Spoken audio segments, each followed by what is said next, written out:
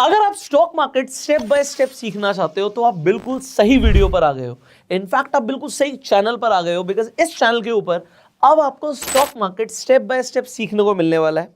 Important क्या है कि आप एक सीक्वेंस में सारी चीजों को सीखोगे।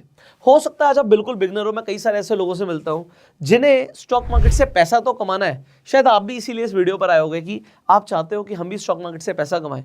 हमने सुना है कि बहुत सारे लोग बहुत पैसा कमा लेते हैं मार्केट से, बट वो कैसे कमाते हैं। बट एक फैक्ट आपको समझना पड़ेगा कि ज्यादातर लोग स्टॉक मार्केट में नुकसान करते हैं। मैं किसी और का एग्जाम्पल नहीं लेता, सबसे पहले मैं अपने घर का एग्जाम्पल ले लेता हूं। मेरे फादर एक टाइम पर कॉमोडिटी मार्केट में ट्रेड करते थे, वो गोल्ड में ट्रेड करते थे। और जेन्युइनली बता रहा हूं, ये जो चार्ट्स आप जब देख रहे हो सकता है आप में से कई लोग इस चार्ट को समझते भी हो।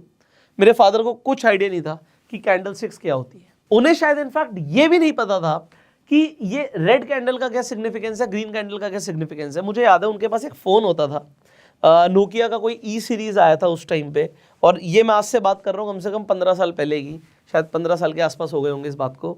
तो जो वो नोकिया का फोन था उसमें एक QWERTY कीबोर्ड होता था, और वो बड़ा फेमस हुआ था क्योंकि उसका एक पूरा QWERTY कीबोर्ड आया था और ऊपर एक स्क्रीन थी। मुझे आज भी याद है वो फोन पापा को मैं दिला के लाया था, और वो उस टाइम पर 10,000 का फोन होता था।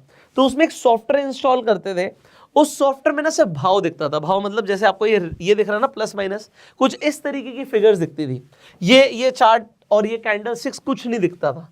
तो वो भाव देखते थे और वो फोन पे बात करते थे अपने ब्रोकर से कि भाई खरीद ले, बेच दे। तो वो ना बहुत ज्यादा लेवरेज में ट्रेड करते थे। अब लेवरेज क्या होता है कि अपनी कैपेसिटी से ज्यादा क्वांटिटी में ट्रेड करना। तो उसमें फायदा भी बड़ा हो सकता है और नुकसान भी बड़ा हो सकता है। और मुझे आज भी याद है, एक ही रात में, जो कमोडिटी मार्केट है वो रात में भी खुली होती है, तो एक ही रात में उनका 10 लाख का नुकसान हो गया था, जो कि उस टाइम पर हमारे लिए एक बहुत बड़ा अमाउंट था। मैं आपको ये बताना चाहूंगा कि उस लॉस की वजह से मतलब फादर को शायद लोन लेना पड़ गया, और उसके जो लोन की रीपेमेंट है ना, मैंने खुद कई सालों तक करी। तो लोग तो जीरो से शुरू करते हैं, मैंने माइनस से शुरू करी थी अपनी जर्नी, क्योंकि जैसे मैंने बोला कि फादर ने काफ़ी स्ट्रगल किया क्योंकि उन्हें कोई आइडिया नहीं था। तो मुझे ऐसा पर्सनली लगता है कि यार ये सिर्फ मेरे फादर की कहानी नहीं है। आई एम श्योर कि आपके भी आसपास कोई ना कोई ऐसा ज़रूर होगा जिसके हाथ जले होंगे, जिसने ट्रेडिंग में नुकसान किया होगा। कोई ना कोई तो मिल ही जाएगा। और अगर आप उन लोगों से पूछोगे ना, तो साइकोलॉजी क्या हो जाती है कि अगर मार्केट में हमने पैसा गवाया तो मार्केट से ही कमाएंगे। मतलब लोग ऐसा सोचते हैं कि किसी ने 10 लाख गवाया, मेरे फादर का 10 लाख का नुकसान हुआ, तो किसी का 10 लाख का प्रॉफिट भी तो हुआ होगा, हम वो भी तो कर सकते हैं, हम 10 लाख का प्रॉफिट भी तो कर सकते हैं मार्केट से। सी, आप कर सकते हो, बट अगर आप बिना सीखे कुछ भी करने की कोशिश करोगे तो जो स्टॉक मार्केट है ना, ये एक दो धारी तलवार जैसा है। मतलब आपका खुद का नुकसान पहले हो सकता है, इसकी प्रोबेबिलिटी बहुत ज़्यादा है। तो इसीलिए इसे स्टेप बाय स्टेप सीखना बहुत ज़रूरी है, और मैं इसीलिए इस चैनल पर सबसे ज़्यादा फोकस करता हूँ लर्निंग के ऊपर। देखिए, इस सीरीज़ के अंदर हम कोशिश करेंगे, प्रयास करेंगे कि मैं आपको इन्वेस्टिंग कैसे करते हैं, कैसे आपका लॉन्ग टर्म में इन्वेस्टिंग में अच्छा प्रॉफिट होगा, मेरी खुद की फेवरेट स्ट्रैटेजीज़ क्या है इन्वेस्टिंग की, वो मैं आपको बताऊँगा। मार्केट में जो लोग ट्रेडिंग करके एक्चुअल में पैसा बना रहे हैं, उनकी क्या स्ट्रैटेजीज हैं, जो बड़े कैपिटल से ट्रेड कर रहे हैं और इंपॉर्टेंट है लगातार पैसा बना रहे हैं, वो क्या करते हैं। तो ये सब कुछ रिवील होने वाला। हो सकता है आपको भी कुछ अच्छी स्ट्रैटेजीज मिले। अगर आप कोई स्ट्रैटेजी में फंस जाते हो सकता है आज आप इंट्राडे करते हो, ऑप्शंस में ट्रेड करते हो, पोजिशनल ट्रेड्स लेते हो, और आप कहीं फंस जाते हो, आपका लॉस होने लग जाता है, तो उस लॉस वाली ट्रेड को भी प्रॉफिट में कैसे लाया जा सकता है, ये सब हम डिस्कस करने वाले हैं। तो हम चलेंगे step by step, but I am very sure इस सीरीज के बाद मैं ऐसा पहले ही बोल सकता हूं कि आप शायद मुझे थैंक यू करने वाले हो, बिकॉज जो हम इस सीरीज के अंदर सारी चीज़ों को स्टेप बाय स्टेप सीखेंगे, आप चाहे इसके लाखों रुपए भी देते तो शायद कम रहता, मैं आपको पहले बता सकता हूँ। बट यस, आप यूट्यूब पर आके देख रहे हो, हमारे लिए एक बेनिफिट ये हो जाता है कि ठीक है, मैं ऐसा नहीं बोलता कि सब कुछ फ्री है। आप यूट्यूब पे वीडियो देखते हो, ऐड चलती है, कुछ ना कुछ रेवेन्यू हम भी अर्न करते हैं, बट जो ये इन्फॉर्मेशन आपको मिलने वाली है ना, आपकी जेब से पैसे नहीं जाते। ये एक बहुत इंपॉर्टेंट चीज़ है। तो कहने को मेरी तरफ से फ्री है, but yes there are some benefit जो मैंने आपको पहले बता दिए। बट इंपॉर्टेंट क्या है कि ये गांव में बैठा हुआ बच्चा जो आज कहीं ना कहीं एक जॉब शुरू करता है, कुछ पैसे कमाना शुरू करता है, वो ठीक तरीके से उसे इन्वेस्ट कर सकता है, लॉन्ग टर्म में जाके अपनी कैपिटल बिल्ड कर सकता है। और अगर उसको ट्रेड भी करना है तो उसे ये समझ आएगा कि मुझे क्या करना है और क्या नहीं करना। तो ये तो आपको समझ आ गया होगा अभी तक कि ये सीरीज आपके लिए बहुत ज़्यादा बेनिफिशियल होने वाली है। अब हम शुरू करते हैं। जैसे मैंने बोला कि मार्केट में कई सारे लोग हैं जिन्हें स्टॉक मार्केट का एस भी नहीं पता। तो मान लेते हैं शायद आज आपको भी नहीं पता, आज आप बिल्कुल नए हैं और आप सीखना चाहते हैं, तो आप कैसे शुरू करेंगे? ये चार्ट पर हम आएंगे, ये कैंडल स्टिक्स पर हम आएंगे, पैटर्न्स पर हम आएंगे, ये Nifty, bank Nifty, Fin Nifty, stocks में क्या किया जा सकता है, कैसे ट्रेड होता है, कैसे पैसा बनता है, हम सब बातें करेंगे और हम डीप भी जाने वाले हैं। इस बार जो आप सीखोगे थोड़ा सा हम 1 लेवल डीप जाएंगे, हम थोड़ा सा फास्ट भी चलेंगे, बट आप मेरे साथ बने रहिएगा। तो हम स्टार्ट करते हैं स्टॉक मार्केट से। अब स्टॉक मार्केट होती क्या है, कई लोगों को अगर ये भी नहीं पता तो बता देते हैं। भाई एक ऐसी मार्केट जिसमें स्टॉक्स का लेन देन होता है। अब ये स्टॉक्स क्या होते हैं? आपने सुना होगा रिलायंस का स्टॉक है, टाटा मोटर का स्टॉक है, आईटीसी का स्टॉक है। ये क्या होता है? देखिए, कोई भी कंपनी को रन करने के लिए सबसे इंपॉर्टेंट होता है पैसा। पैसा चाहिए। ये पैसा कहां से आएगा?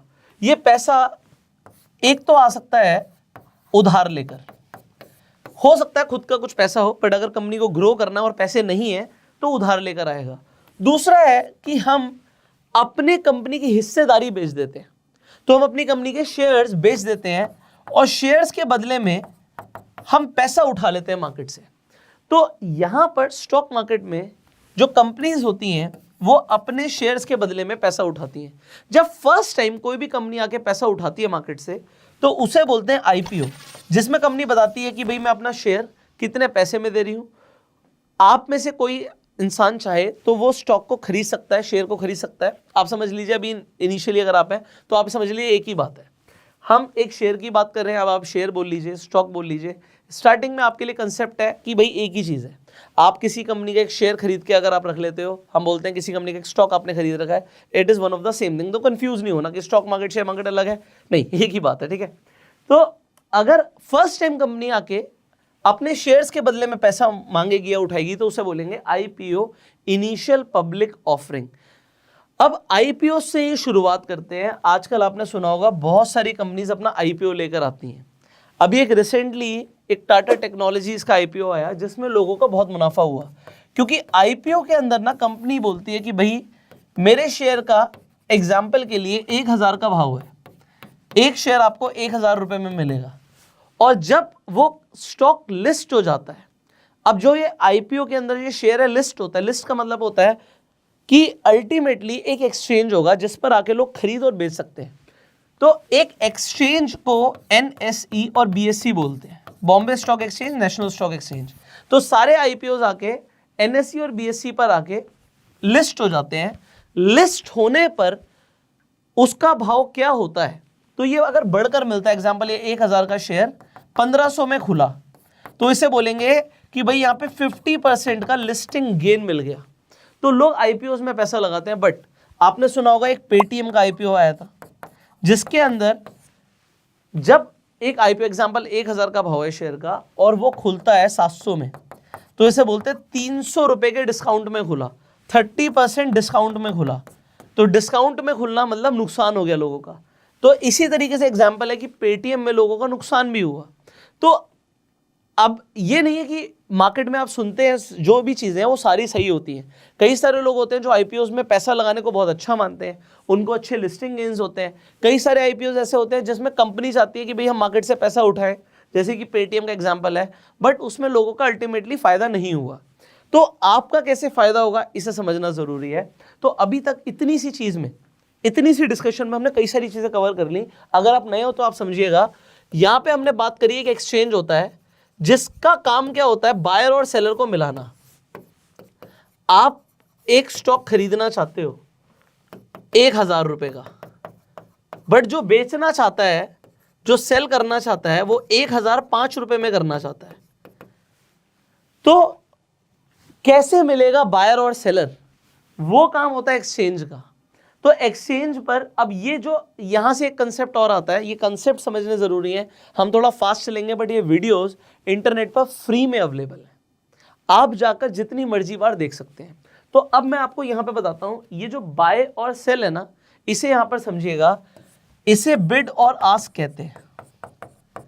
जो बायर है हमेशा बिड लगाता है, तो बिड लगाई उसने 1000 रुपए की, और जो आस्क है ये 1005 की हो गई। इसके बीच में डिफरेंस होता है, जो हम कहते हैं लिक्विडिटी अच्छी है। अब ये जो मैं बातें बोल रहा हूं बस सुन लीजिए, हो सकता है फर्स्ट टाइम है, बड़ा तेजी से जा रहे हैं, तो इसका मतलब क्या होता है कि कोई 1000 में खरीदना चाहता है और कोई 1000 में ही बेचना चाहता है एग्जाम्पल, तो बायर और सेलर इमीडिएटली एक ट्रांजेक्शन कर देंगे। तो इसे बोलते हैं लिक्विडिटी अच्छी है। अब मैं आपको दिखाता हूँ दिखता कैसे। तो आपको करना क्या चाहिए, आपको ऐसे स्टॉक्स में ट्रेड करना चाहिए। इनफैक्ट कल को अगर आप ऑप्शंस में भी ट्रेड करोगे तो आपको ऐसे ऑप्शंस में ट्रेड करना चाहिए जहां पे लिक्विडिटी आपको पूरी मिले। अब लिक्विडिटी का मतलब क्या होता है कि बिड और आस्क में ज्यादा फर्क ना हो। अब बिड हमने अभी समझा कि बिड का मतलब होता है कि मार्केट में जो बायर है वो मैक्सिमम कितने पैसे देने को तैयार है एक शेयर को खरीदने के लिए या फिर एक ऑप्शन को खरीदने के लिए। तो वो एग्जाम्पल के लिए 1000 रुपए है और जो सेलर है उसकी आस्क है कि भाई मैं तो 1005 में बेचूंगा। अब देखिए यहां पे जो 5 रुपए का डिफरेंस है इसे क्या कहते हैं, इसे कहते हैं स्प्रेड। ये स्प्रेड बड़ा है, ये स्प्रेड जितना छोटा हो उतना बढ़िया। मतलब अगर यहां पर बिड आ रही है 1000 की और एग्जाम्पल 1000.1 आस्क है, तो ये क्या हुआ, ये स्प्रेड बहुत छोटा हो गया, सिर्फ 10 पैसे का स्प्रेड हो गया। तो ये स्प्रेड को समझना जरूरी है। नए हो कोई बात नहीं, क्योंकि जो हम आगे करने वाले हैं ये छोटी छोटी चीजें ना लोग इग्नोर कर देते हैं, बात भी नहीं करते, बट ये जरूरी होता है। मैं आपको इसका रीजन बताता हूं। तो अभी हाल ही में एक आदमी स्टॉक्स के ऑप्शंस में ट्रेड कर रहा था। अब अगर आप नए हो तो सुन लेना मेरी बात, आपको समझ आएगा। तो ये ऑप्शंस क्या होते हैं, ये डेरिवेटिव्स होते हैं, इसके ऊपर हम बात करेंगे। तो एक तो होता है निफ्टी बैंक निफ्टी के ऑप्शंस, ये बहुत लिक्विड होते हैं, इसमें आपको मस्त लिक्विडिटी मिलती है। मतलब आपका बिड और आस्क में ज्यादा फर्क नहीं होता, स्प्रेड्स बहुत छोटे होते हैं। बट एक आदमी स्टॉक्स के ऑप्शंस में काम कर रहा था।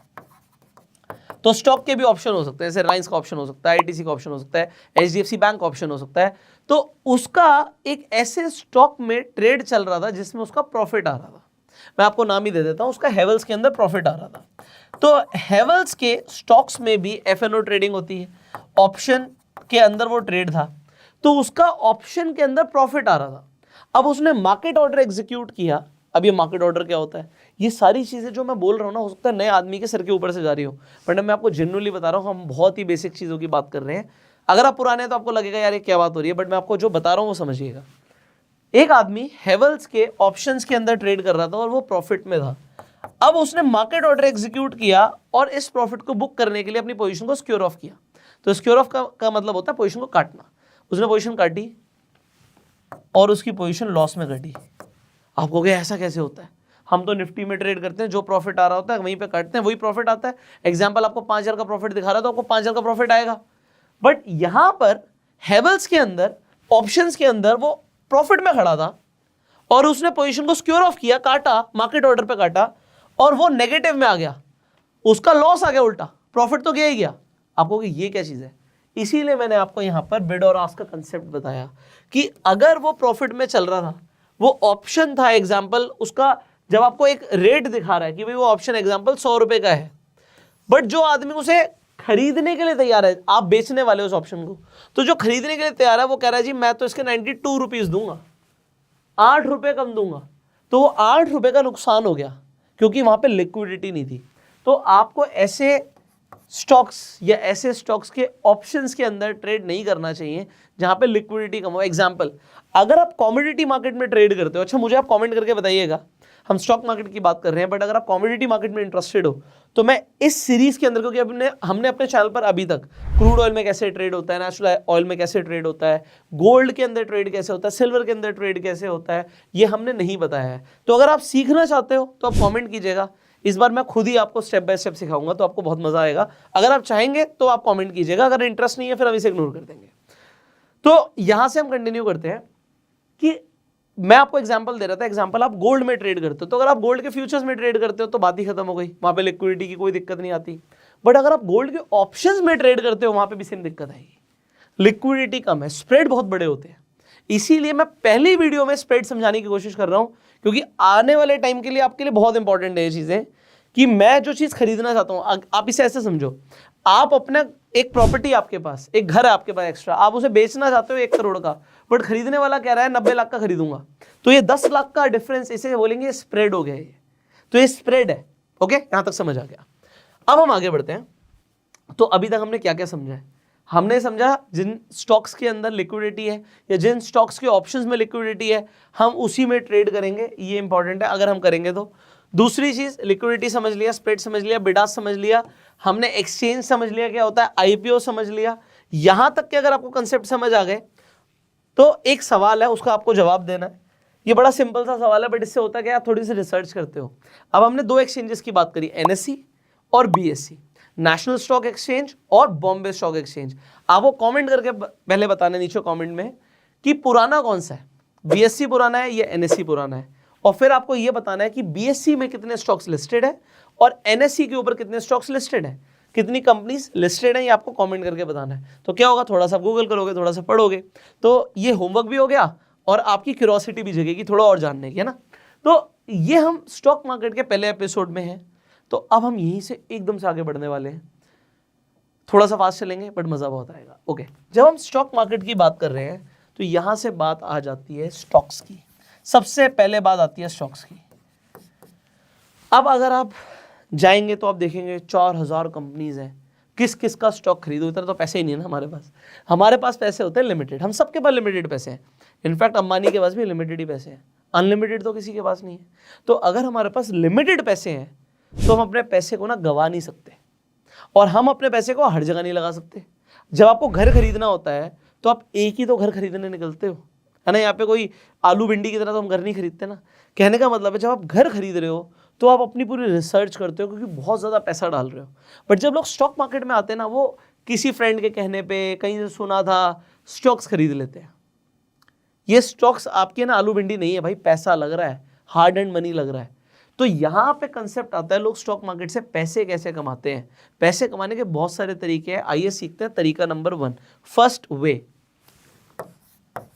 बाय लो सेल हाई। खत्म, हो गया। ये तो हर चीज में होता है, स्टॉक्स में क्या नई चीज है।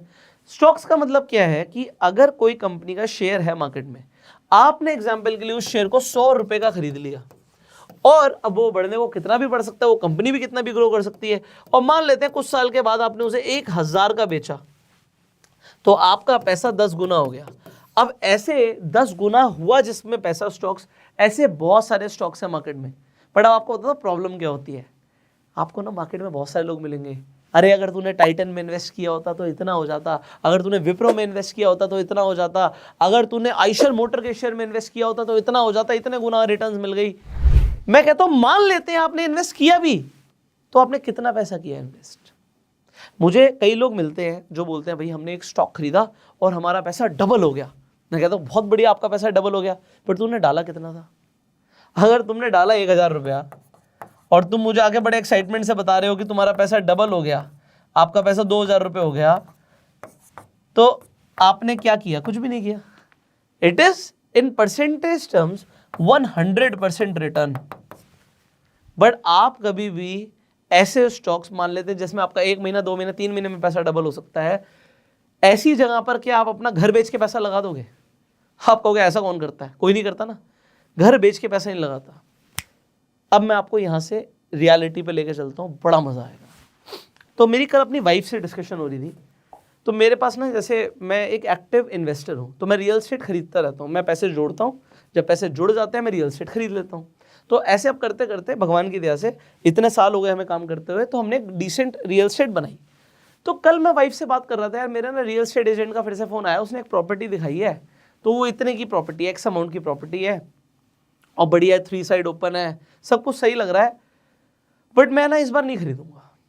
तो कहती क्या हो गया, क्यों नहीं खरीदोगे, तुम तो हर बार बढ़िया प्रॉपर्टी आती है तो छोड़ते ही नहीं हो, तुम खरीदते हो, प्रॉपर्टी खरीदते हो ना, प्रेशर आ जाता है। प्रेशर क्या आ जाता है यार, पैसे बचते नहीं अकाउंट में। मतलब अगर आप जेन्युइनली, मैं अपने लिए बोलता हूँ, मेरे पास ना अकाउंट्स में लिक्विडिटी खत्म रह जाती है, क्योंकि जब मैं कोई बड़ी इन्वेस्टमेंट कर देता हूँ, खत्म हो गया, फिर धीरे धीरे धीरे धीरे करके दोबारा कमाते हैं। ये यूट्यूब से धीरे धीरे करके 100, 200, 500, 1000, 10,000 रुपये करके जमा होते रहते हैं। इसी तरीके से जो भी हम काम करते हैं, तो हम धीरे धीरे करके पैसे कमाते हैं। और जब एक कोई बड़ी इन्वेस्टमेंट आप करते हो, वो आप एक ना लिक्विडिटी क्रंच में चले जाते हो। तो मेरी वाइफ ने बोला इस बार तुमने पैसे अगर जमा कर लिए, तो इस बार why you are not buying that property. तो मैंने उसे रिटर्न्स के वे में समझाया। मैंने कहा देख, अभी हमारे पास एक डिसेंट पोर्टफोलियो है रियल एस्टेट का, हमारे पास एनफ प्रॉपर्टीज है, लैंड है।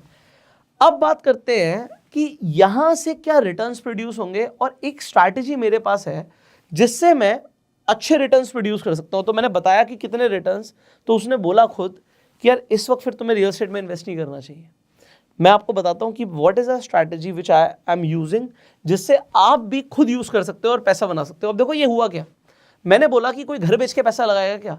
अगर मैं घर खरीद के स्टॉक मार्केट अभी घर खरीद सकता हूं, बट अगर मैं घर नहीं खरीद रहा और उस पैसे को भी स्टॉक मार्केट में लगा रहा हूं, तो इसका मतलब यही तो हुआ कि घर बेच के पैसा लगा दिया स्टॉक मार्केट में। बात दोनों सेम है।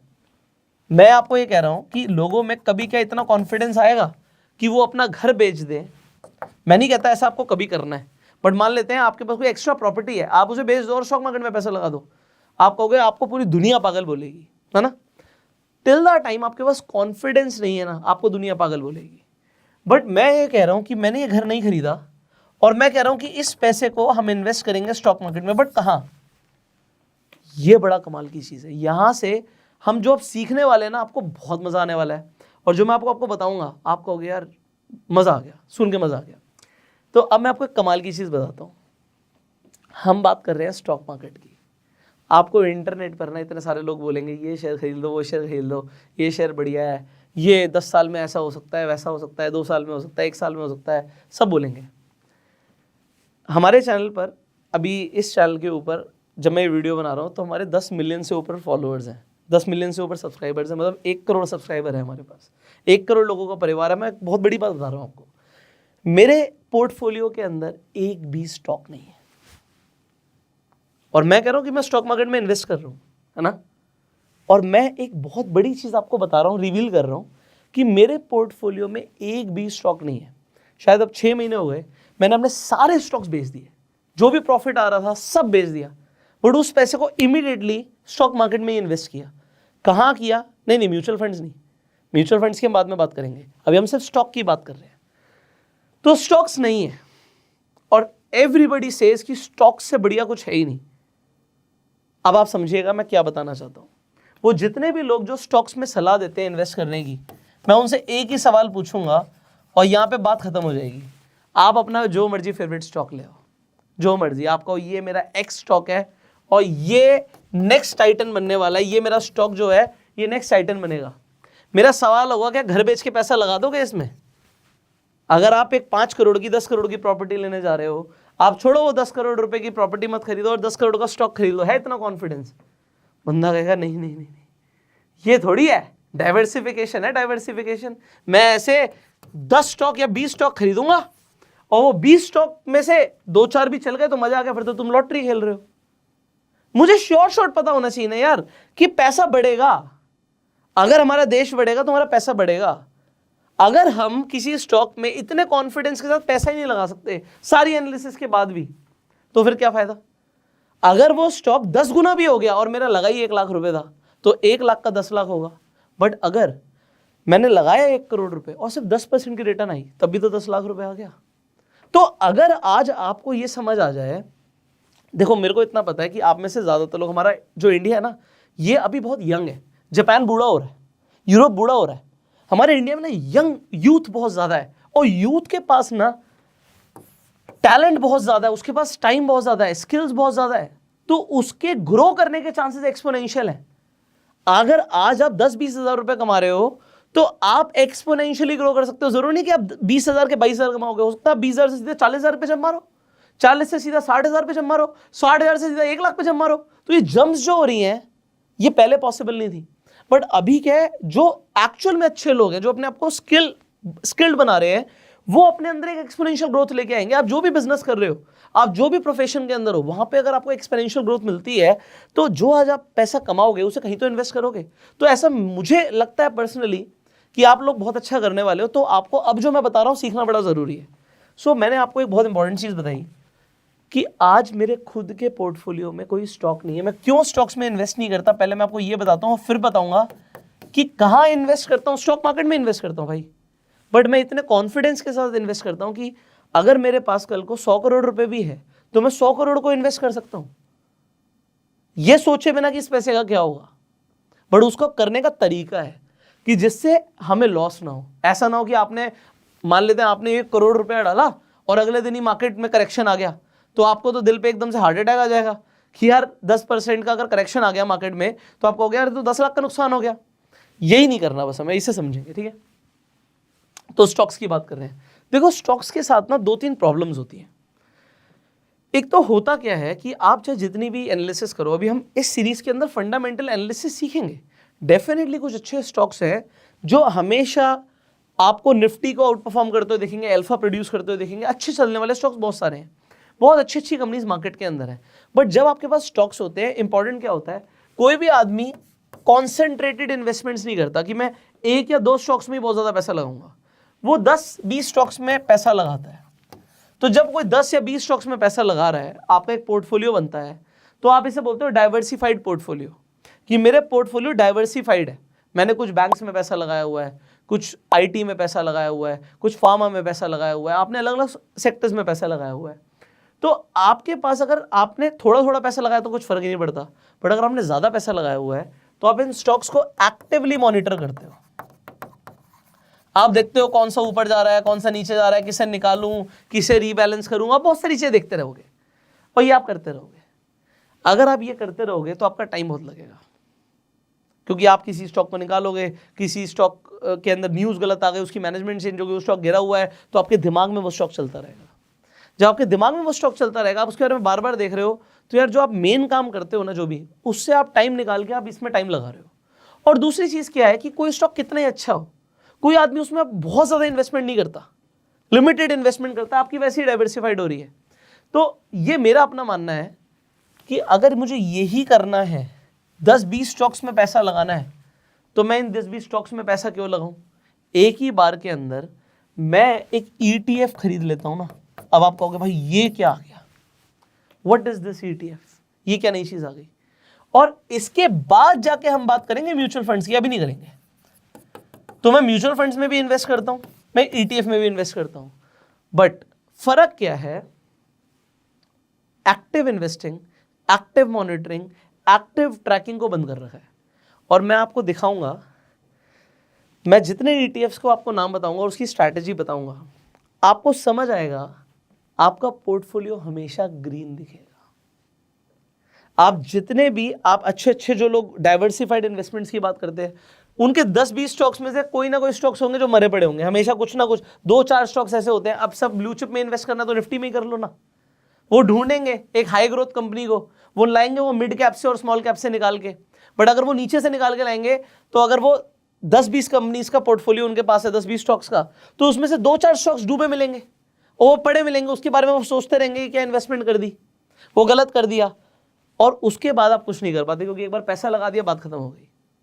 तो नेक्स्ट वीडियो में I am going to tell you my exact strategy, जिससे मैं ETF में इन्वेस्ट करता हूं, स्टॉक इन्वेस्टिंग की जरूरत नहीं पड़ती, बट मैंने खरीदे इंडिया के और वर्ल्ड के टॉप स्टॉक्स हैं, इंडिया की और वर्ल्ड की टॉप कंपनीज में इन्वेस्टमेंट है।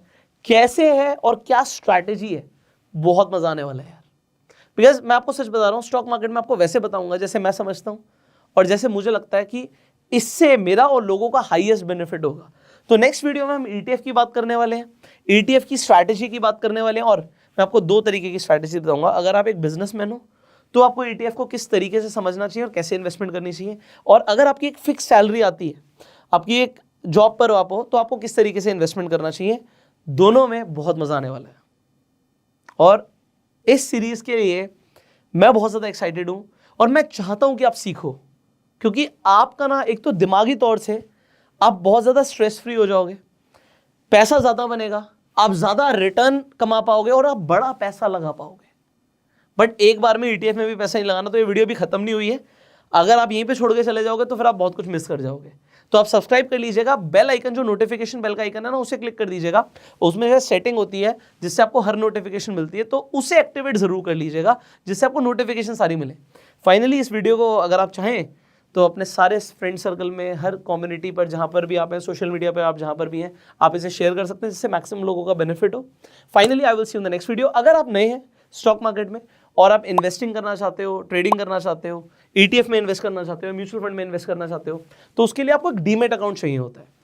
आप फ्री में जाके अपना डीमेट अकाउंट खुलवा सकते हो, और आपको उसके लिंक्स मिल जाएंगे डिस्क्रिप्शन और पिन कमेंट में। इंपॉर्टेंट एक चीज़ और क्या है कि आपको एनुअल मेंटेनेंस चार्जेस नहीं लग रहे हैं, तो आपको कोई सालाना चार्जेस नहीं देने, कोई आपको अकाउंट खुलवाने के चार्जेस नहीं देने, और डिस्काउंट ब्रोकर्स हैं तो आपको बहुत कम ना के बराबर ब्रोकरेज लगती है, तो वो आप देख लीजिएगा। आपको लिंक्स डिस्क्रिप्शन और पिन कमेंट में मिल जाएंगे, जिससे आप स्टेप बाय स्टेप फ्री में जाके अपने डीमैट अकाउंट खुलवा लेंगे, इन्वेस्टिंग और ट्रेडिंग कर पाएंगे। So I will see you in the next video. Till that time you can open your demat account for free, you can like this video, and अगर आपके कुछ सवाल आप कमेंट्स में पूछ सकते हैं। Will see you in the next video. Till that time you go self made and जय हिंद।